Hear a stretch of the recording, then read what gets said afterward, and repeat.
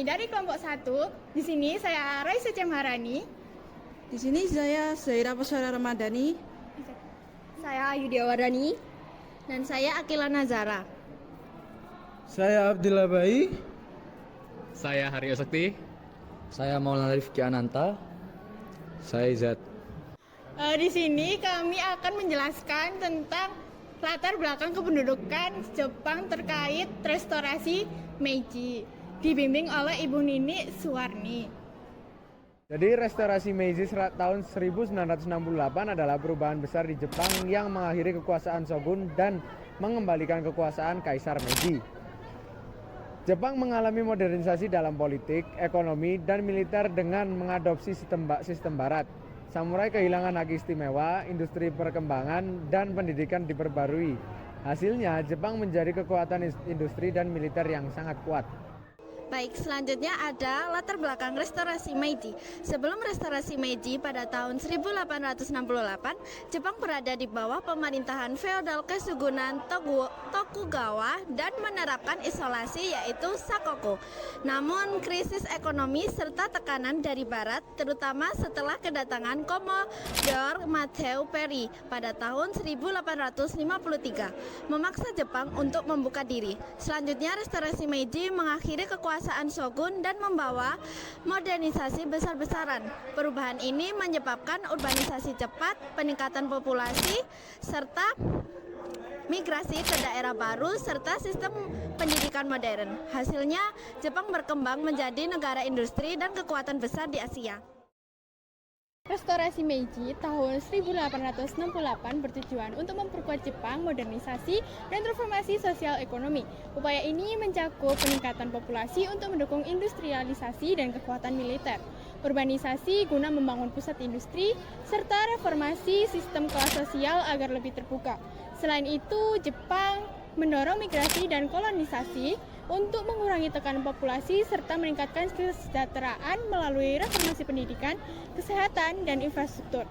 Transformasi ini mengubah Jepang dari negara feodal menjadi negara industri yang modern dan kuat. Selanjutnya ada dampak positif dan dampak negatif dari restorasi Meiji.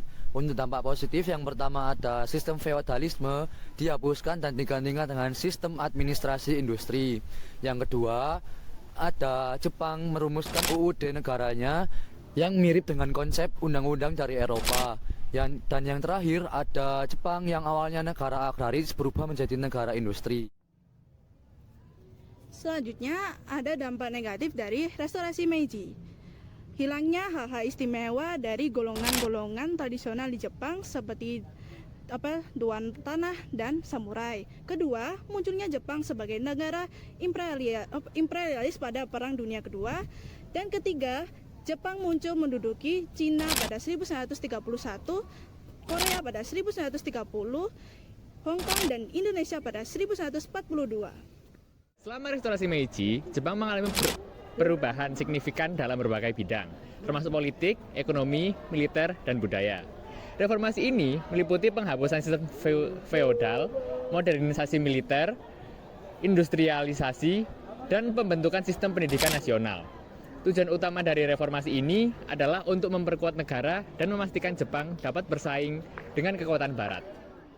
Di bawah kepemimpinan Kaisar Meiji, Jepang telah berhasil mengadopsi teknologi dan praktek barat yang memungkinkan negara tersebut menjadi negara yang pesat dan menjadi salah satu kekuatan utama di dunia pada awal abad ke-20.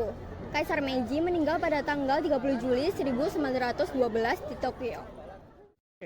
Kita hari ini bakal bahas kebijakan reformasi Meiji. Serangkaian reformasi yang diterapkan oleh pemerintah Jepang setelah restorasi Meiji tahun 1868 untuk mengubah Jepang dari negara federal menjadi negara industri modern.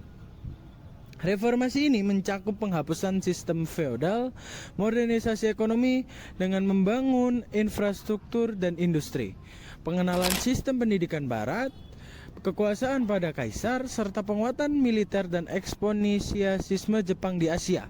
Kebijakan ini berhasil menjadikan Jepang sebagai kekuatan industri dan militer besar di kawasan Asia. Sekian penjelasan dari kami. Wassalamualaikum warahmatullahi wabarakatuh.